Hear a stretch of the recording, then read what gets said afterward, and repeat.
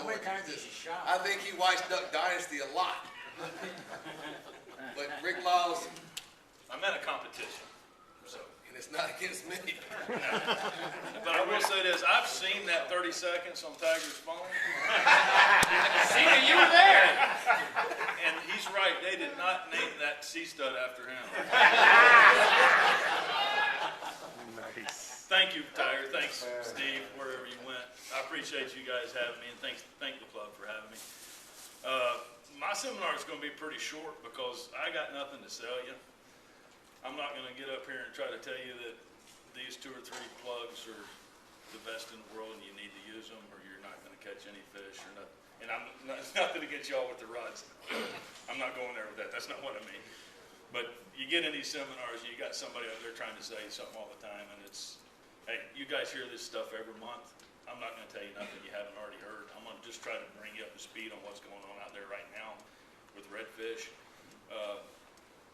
Redfishing, I've tried to break it down in 3 different techniques to catch redfish. You got your springtime redfishing, which is a lot like the redfishing we got right now.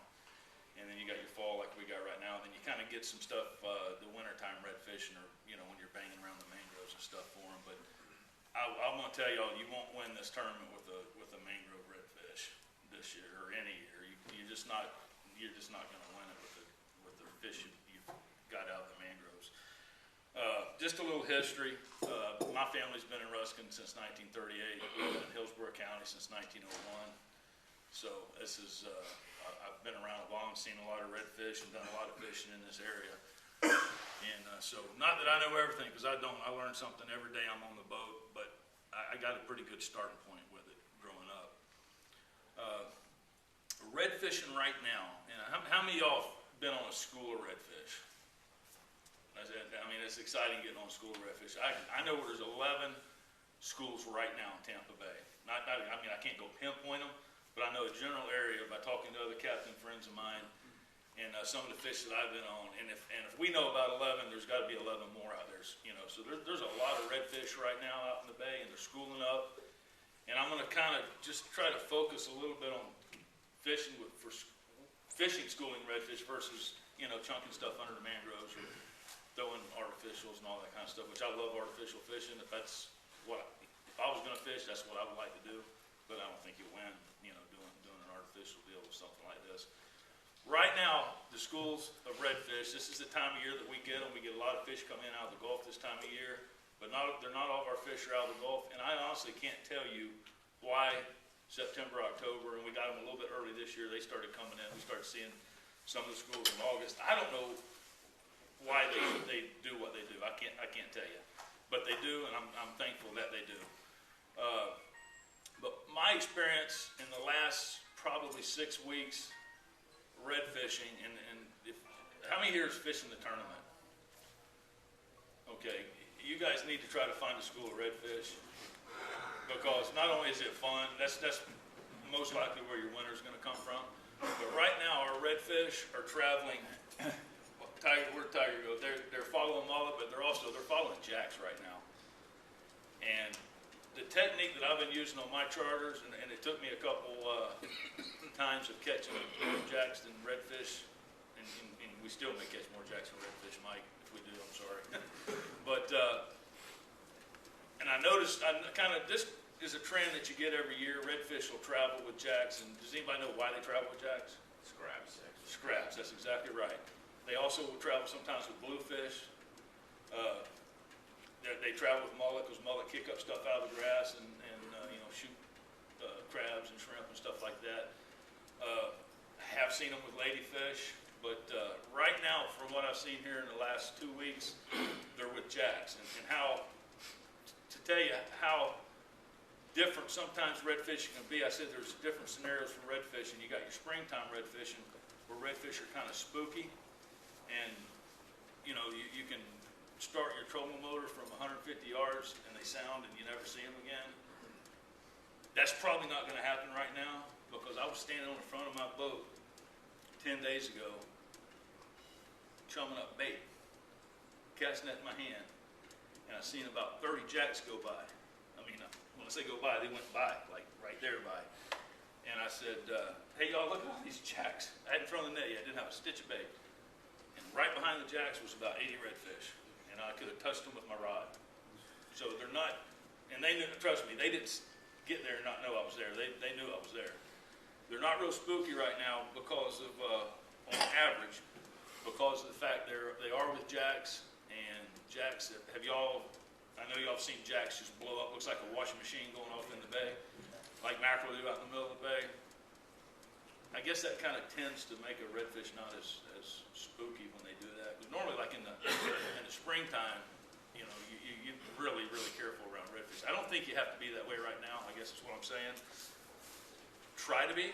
I mean, obviously patience and being quiet. I always tell people on my boat, walk like a ninja, because, you know, I've dropped a quarter-ounce lead weight in the boat before, and it tink, and then they're gone. And you can't get them back once they're gone, so if you start quiet, you stand a better chance. But where I was going with the jacks, I had some guys here from Ruskin on the boat back a month ago or whatever, and this was, jacks were, you know, the redfish were still following the jacks. If you guys get out there Saturday, and do y'all know what redfish looks like when they're pushing? When you got a school of redfish coming? If it's a big knot of redfish in shallow water, it's not hard to see. The water will just be raised up about 4 inches and it'll just be moving.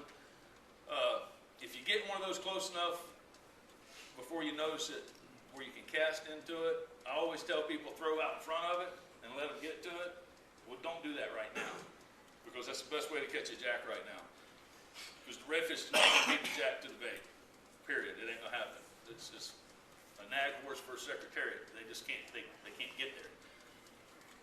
Throw it right in the middle of the back of the school, and that's how you're going to get a redfish. And that's how we've been getting them. And that's against everything I've ever said. In springtime red fishing, you want to throw it out in front. You want to be quiet. But right now, unless you just want to catch a jack, throw it right in the middle of the school. What are you throwing? I'm throwing sardines, scalloped sardines, and I use a float so I can throw them farther. Yeah. The tackle I use is a 7 to 18 pound test medium action rod, medium light. I use 7-foot rods. I know a lot of guys use 7.5, 8 foot. 7 foot's fine for me. To me, it don't get in the way as much. I use 10 pound test Power Pro with the 30 pound leader. And 30 pound leader. And in the winter time, when the water's clear, I'll go down to a 20 pound leader, just because you're going to get more breakoffs, but you're going to get more bites. And you know, my thing is, I'd rather have hooked him than lost him and never hooked him at all. So that's the tackle that I'm at. I use a 2/0 hook or a 1/0 hook, depending on the size of the bait. Right now, the bait's getting, you know, we had our hatch, and it's growing. It's big enough now that you can use a 2/0 hook with it. I mean, you can go to a number 1 if you so choose, but I just try to keep it simple, man. My tackle box is a Walmart bag, and it's got some floats and it's got some hooks and some leader line, and that's it. I'm not real complicated. With the redfish, these redfish we got right now, they're moving. I mean, they're moving a lot. Tiger, did those fish this morning, were they hauling bud? Yeah. Yeah, they're moving pretty quick. I didn't fish today. They're moving pretty quick. And what I would suggest is this happened to me down that way. I ain't gonna go about to call myself. It was that way. But about I don't know, sometime 2 weeks ago, last week, maybe it was before we had all the rain. But because I haven't had a real good redfish day since the rain. But we saw this school of redfish, and the guys I had been on the day before and just chased them off, basically. Had the wind wrong, hole slap on the boat, and they went away. They may have been coming back. I was impatient, I left. So, but anyway, this particular day, I saw them from 400 or 500 yards away.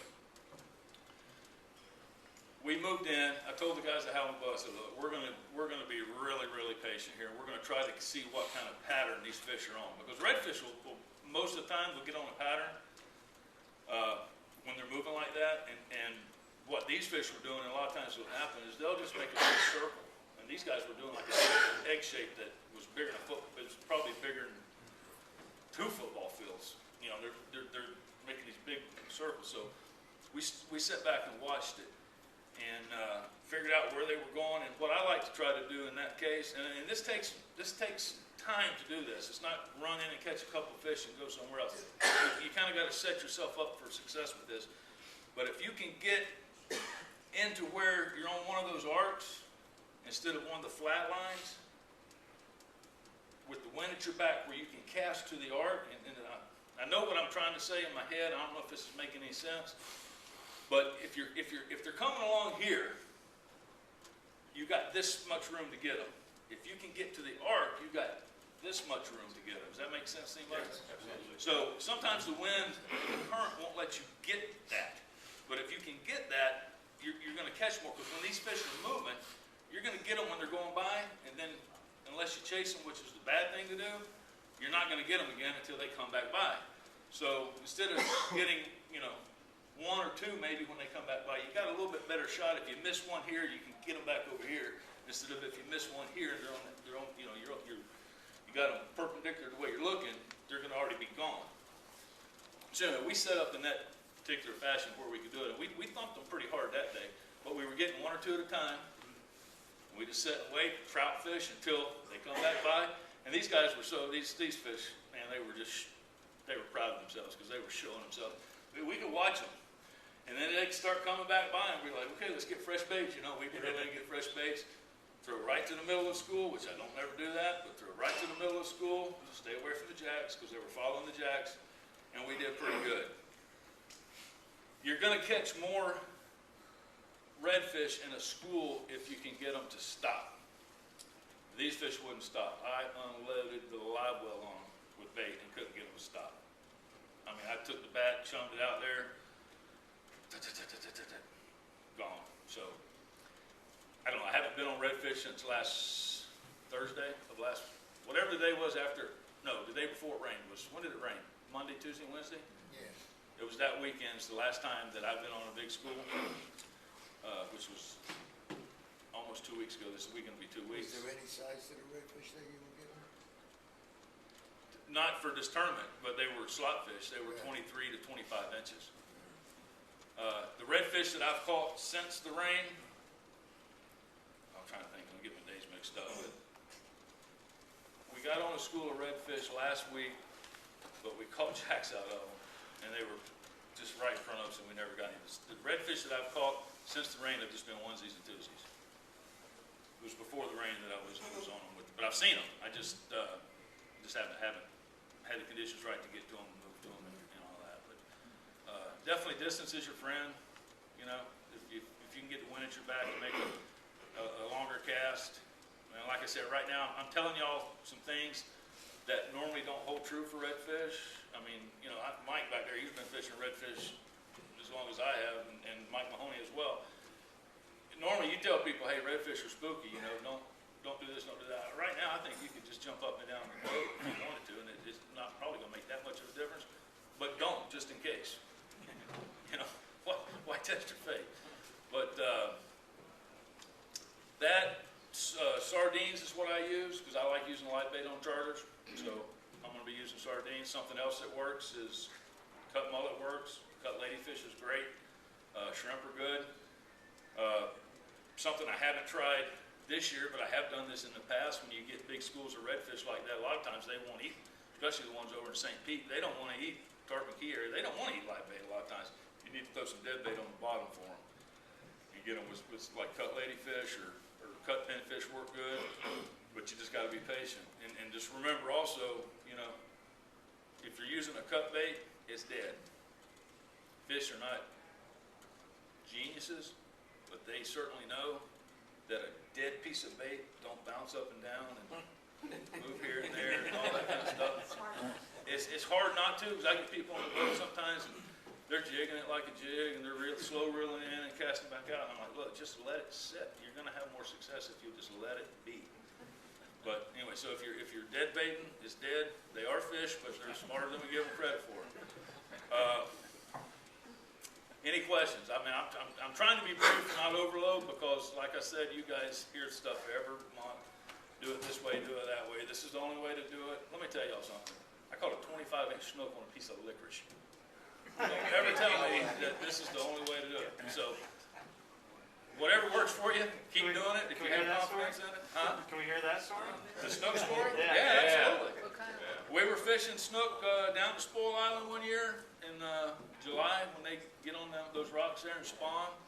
And you could take a bat full of greenbacks and sling them out there. And, you know, it was just like popcorn, pop like that.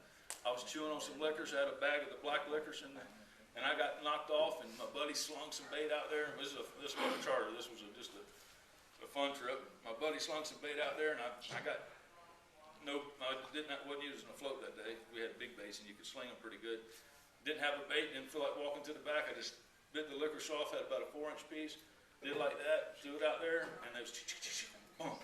25-inch snook. I said, I can't believe this. Is that like black licorice or red licorice? It was black. It was black. Did it have a tail on it? No. Was it the black and red mix? No, it was black. I mean, that's when I always, that ain't what I said, but I've always said, I'd rather be lucky than good. Actually, it was the kind you Uncle Bucks from Bass Pro Shop? It was Uncle Bucks. They'll be run out of the. Yeah, hey, get me. If anybody's going that way, get me. But yeah, Oh, neither one. yeah. And anything can happen out there. I'll tell y'all, I got 2 odd stories. That one I witnessed in Tampa Bay, and one a friend of mine, I saw pictures of it. I was fishing down at Terracea, had a father and a son on the boat, threw a greenback up underneath the bushes. He's fiddling around, he reeled in, he had a little pinfish about 2 inches on it. I'm like, well, that happens. I've seen that happen before. That ain't what we started with. He said, can I fish with that? Sure. Threw it back out there, well, rehooked it, threw it back out there. Now the pinfish is on it. It goes down. He's reeling in a trout that didn't have enough energy to stay underwater. It was just kind of skipping across the water. About a 10-inch trout. It got about 15 inches from the boat and got smoked by about a 40-inch snook. Oh. Yeah. Hang on. Now tell me, can't anything happen? Huh? The circle of life. We went, in a minute and a half, we went through 4 species. And didn't catch the fish because the hook was in the trout's mouth and the trout was in the snook's mouth and it was gone. But anything can happen. And the best story I got for that, and I don't want to get sidetracked from the redfish, but does anybody know Ron Harder? If you know Ron Harder, he's moved from here since, but he used to be a captain down here. He caught a fish at the power plant that I still can't even believe, but I saw the picture. A 14-foot sawfish. Yeah. Yes. 14-foot sawfish at the power plant. Its saw was that wide. Yeah. So, I mean, I caught a lionfish catching bait at the port in 4 foot of water. A lionfish are deep water fish. And a little poison. Huh? Got a little poison. Yeah, here they are. That one won't hurt nobody. But, I mean, anything can happen. Anything can happen. So anyway, any questions on redfish? I don't want to get sidetracked with my war stories. I'm new to all this. What kind of area should I be looking for to find these schools of redfish? The bar, kind of out. Depending on the tide, what kind of tide we got Saturday? Incoming? Yes. I would fish. You can tell I've been playing golf for 2 days. I would fish inside the bar. Well, it depends on where you're at too, because there's some. We got a school right now that's on the outside of the bar, and they won't go on the inside. I don't care if the hurricane come in here and we had 10 foot of water. For whatever reason, they don't want to go on the inside of the bar. But I would go on the inside of the bar on high water, and as the water goes out, move out with it. As the water comes in, move in with it. Look for jumping mullet. If you find mullet, most likely this time of year, there's a good chance there's going to be some redfish with them.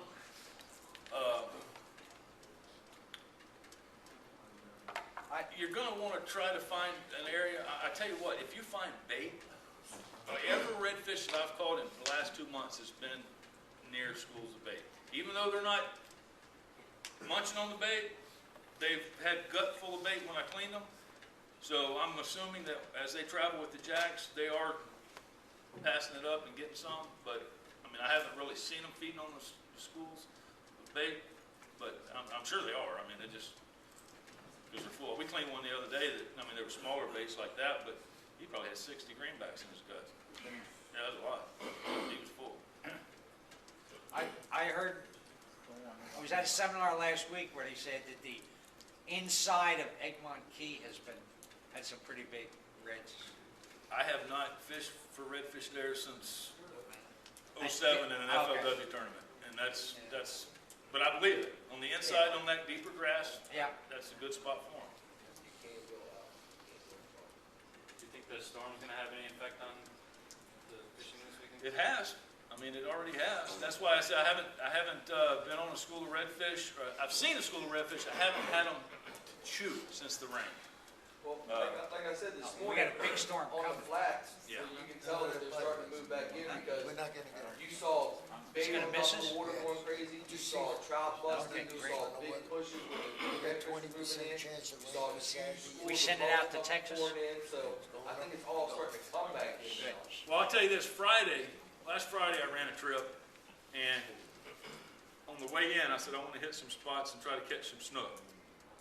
I did not think all that rain we had Monday, Tuesday, and Wednesday would have done what it did. I was at the mouth of the river out here at Black Point, and in less than 8 minutes, every bit of bait I had in the live well was dead. Yeah. Dead from fresh water. I didn't run Saturday. I ran a trip Sunday. I come in, didn't even care to catch snook because these guys were done and they didn't even know what a snook was. If we'd have caught a snook, they wouldn't have known what it was. They were from up north. Came in the same spot, just kind of wanted to see what the bait would, and that's not a slam on anybody from up north. It just I was gonna have that. stopped at the exact same spot. We fished it for 20 minutes. The bait was fine. So just in those 2 days, it's getting better. It definitely changed things. Before the rain, there's a spot that way I got on 4 different schools of redfish in the same day, 2 days in a row. And Friday or Sunday, they weren't there. Went farther south, got on that school of redfish I was telling you about. I mean, they was right, this ain't the day we caught bait with them. This is another day. They came right up to the boat, and they wouldn't eat. So I needed some licorice, I guess. Sir, gentleman that just down here for the winter, orange shirt, what kind of boat do you have? 16-foot Key Largo. Okay, your best bet is to stay close to the flats in about 2.5 foot of water, about 2 foot of water, and just look for the push. Yeah. You'll see it be in And the mullet. water and it's a solid push. Get Look for some, mullet too. yeah, and look for mullet. Sometimes you can't tell the difference. Shrimp and a popping cork. With about 2.5 feet of leader underneath that popping cork, and just throw it out there in the middle of it. And just put it in the rod. Let the rod holder be the guide. It's the easiest thing to do. I'll tell you something, this has really nothing to do with redfish in this time of year so much, because these redfish, like I said, they're moving. But y'all, and I'm gonna be real brief with this, but y'all know how the moon phase works, right? You got your new moon, you got your full moon.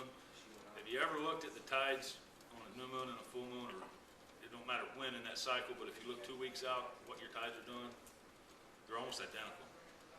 Almost identical tide, almost identical time. It's not exact, but it's pretty darn close. Next year for this tournament, and this really don't matter for trout fishing, for redfish it's pretty important because redfish pattern they changed their pattern for two things will change the redfish's pattern. One, pressure. And redfish start getting a lot of pressure, they're going to go somewhere else, or weather. So if you keep constant weather and not too much pressure, what's happening now is going to happen 2 weeks from now because the tide's going to be the same. They're going to be on that same pattern. Next year when y'all do this tournament, the redfish tournament, start pre-fishing 2 weeks ahead of time. Go out there, it's on a Saturday, try to get out there Friday, Saturday, and Sunday, 2 weeks before. Find your fish, and then go back to that. And I can't tell you what to do, but I'm going to tell you what I did when I was a very lucky tournament fisherman. I fished the FLW and IFA for a couple years, and I never didn't In fact, Mahoney sponsored me and Greg McCullough, 1 year in the FLW. We never didn't weigh a fish. I mean, we always took fish to the scale. They may not have been the ones we wanted, but we always took something up. But that's what we did. We would go, and when we pre-fished, we would find the fish, stick one or two to see what size they were, see what they were eating, and we were gone. Don't sit there and sore mouth them. Go somewhere else, find more fish, because a lot of times you go and those fish will have been pressured and they're gone, so you got to have plan B, C, D, E, and F. But and if you are going to try to, we had to use artificials, but if you are going to try to catch them on artificials and you want to see what they're eating, because they won't always eat anything you put in front of them. Most of the time they will, because redfish are they're pigs, but they won't always. But what I found, and you're going to laugh at this, but this is just Ruskin ingenuity. We like Berkeley Gold. What I would do is take a bobby pin, girl's bobby pin in her hair, and I would shove that in there into the gulp like you would a hook, and then I would tie to it. And you can't hook a fish, but you know you're getting bites. You know when they hit it, and it won't come off because of the way the bobby pin on the top goes like this, and then bows out. So anyway, just a stupid little Ruskin trick. Keep your hair in place on the right back. It keeps it nice. But anything else, I'm gonna stop boring y'all. That's it? Well, good luck Saturday. All right. Good stuff, man.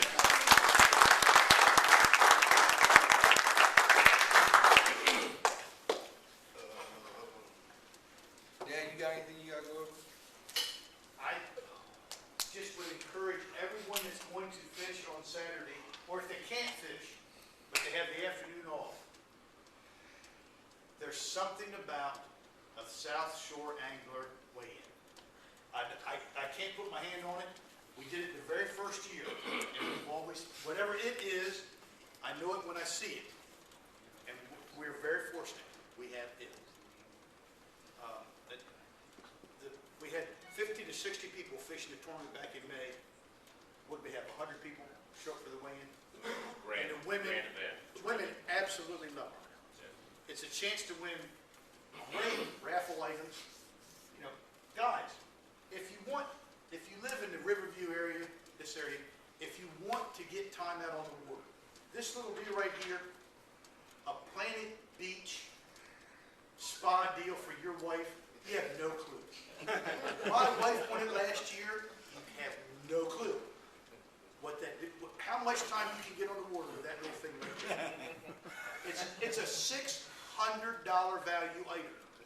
I say that again, $600 value item. This item right here is a little more than $500. We've actually gone ahead and bought you the extended warranty for this. But I promise you this, better than $500. $600 for this spa treatment. But the thing that will get the most applause and the thing that people will go the craziest over, because it's the Southshore Anglers, when I give this little thing away that's got Bud Light on it, the people will go absolutely positively insane. Where's Roger Nation? Raise your hand. Okay. 4 years ago, when we had this tournament, I had somebody that donated a custom rod that was worth $150. And we had a raffle at the meeting, and we gave it away. The Pepin people, the Budweiser people, gave us a blue life preserver. On the back of it, it had Budweiser. The gentleman that won the $150 custom pole, we stood right here, and my wife took the picture, and we both had a DMV smile on. When Roger came up and picked up that Budweiser life preserver, I promise you Pepin didn't pay $10 for it. Roger stood there and went, yeah! It's because that's the Southshore Angler way. Again, I don't know what it is, but I know it when I see it. And we're very, very, very lucky here at the Southshore Anglers. That's all I can say. Have your wives, have your family come down to the weigh-in. It'll be a special time. We're going to help kids be as close to normal as we can make them. I read an article on TVO, the end of April, beginning of May, where some young lady that had leukemia, had gone through all her treatments and everything else.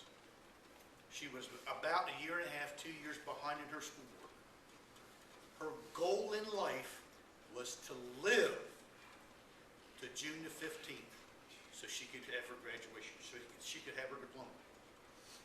She knew that she was going to pass. Her goal in life was to live to June the 15th to get her diploma. We can keep these kids up to date with their schoolwork with that iPad. It's going to be their connection to their homework, their teachers, their assignments, everything. It doesn't get any better than this, does it, Tyler?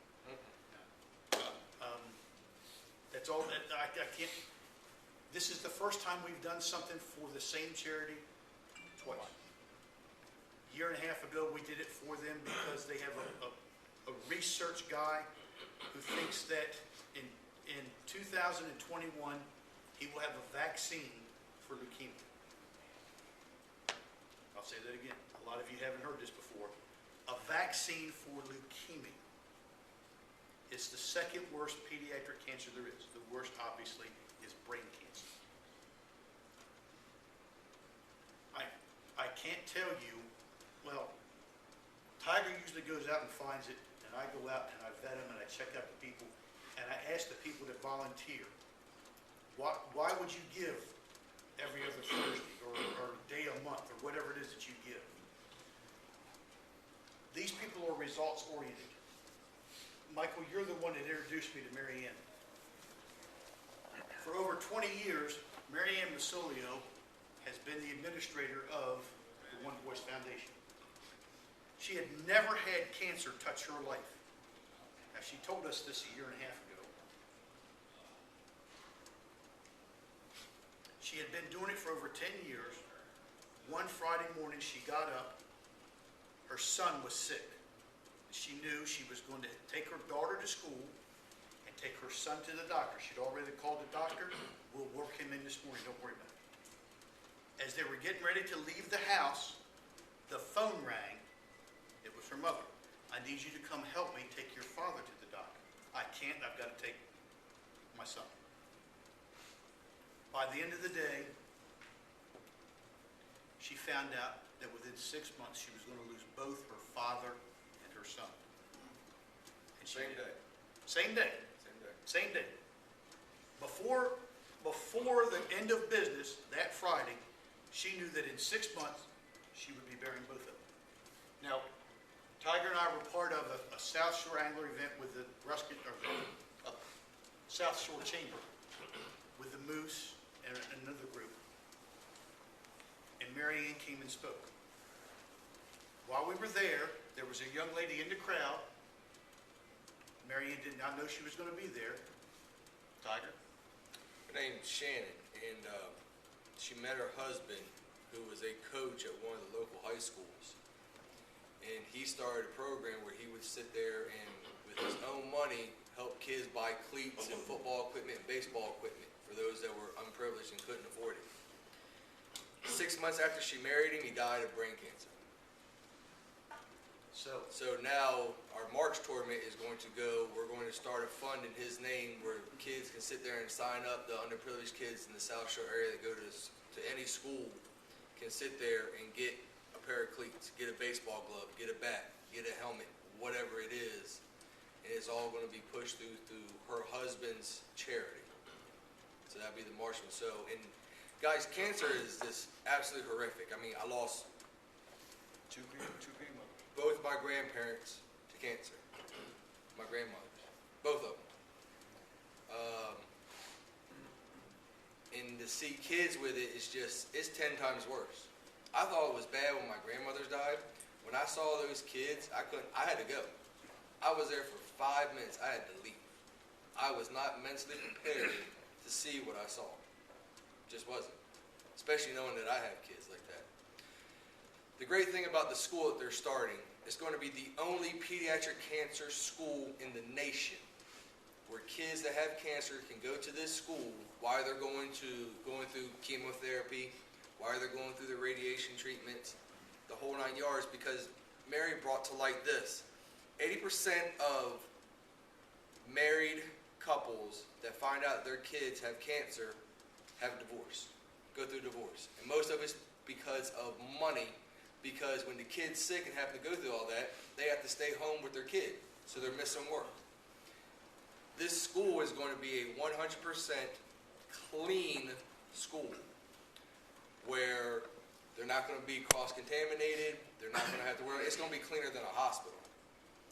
But the iPads allow them to still go get their chemo treatment, still go get their radiation, and still be able to do their work while they're doing it all.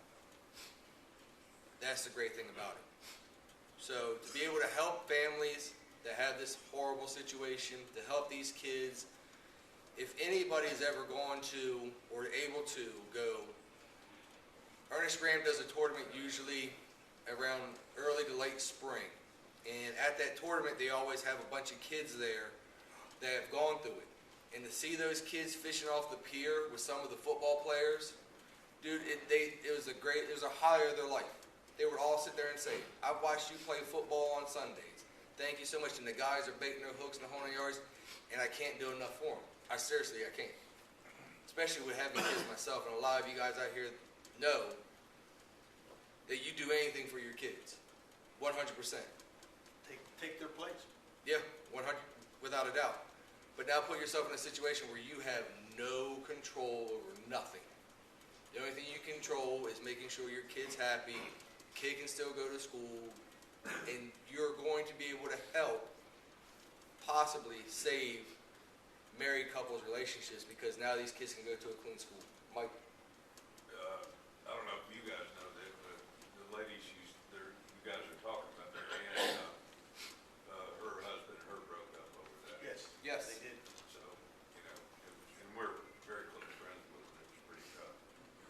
Yep, and it's everything we can do. That's all I can say, guys. So I'm going to ask you guys, please, call all your fishing buddies. Try to get everybody to come out. If you guys can't come out, at least invite them to the weigh-in. The weigh-in is going to be a good time.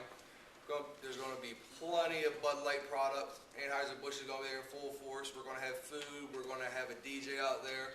I'm liable to sit there and do the two-step. Who knows? Hey, I got to wear pink on Saturday. I lost the bet. South Carolina got beat by Georgia, so now I have to wear a pink shirt. It won't be the first time he's worn pink. No, it's not. So it's going to be a good time, guys. We really encourage you guys to sit there and try to bring as many people out to this thing as possible and invite all your fishing buddies. If you guys are friends of ours on Facebook, try to like and share that event that we have out there posted for the tournament. And if they have any questions, feel free to give them Dad and I's cell phone number or the email address. It doesn't matter. We'll do whatever we have to do to get fishermen out there and try to accommodate them in any other way besides sitting there and giving them an early release to go fishing early. Everything else we'll do our best. If we got to meet them somewhere at another spot because they can't make it, let us know. We'll do our best to get them out there because $25 is $25 any way you shake it. I'll take every dime I can get. I could take a little teeny copper penny and stretch it that far if I have to. Michael Maceras, how many weigh-ins has your wife missed? One. Whose fault was it? Probably mine. Would she know which end of a fishing pole to hold? Yeah, she can figure that part out. But she would have to figure it out Yeah. because she could care less. That's my point about a Southshore Anglers weigh-in. Yeah, but she thinks Mike's cheating on her.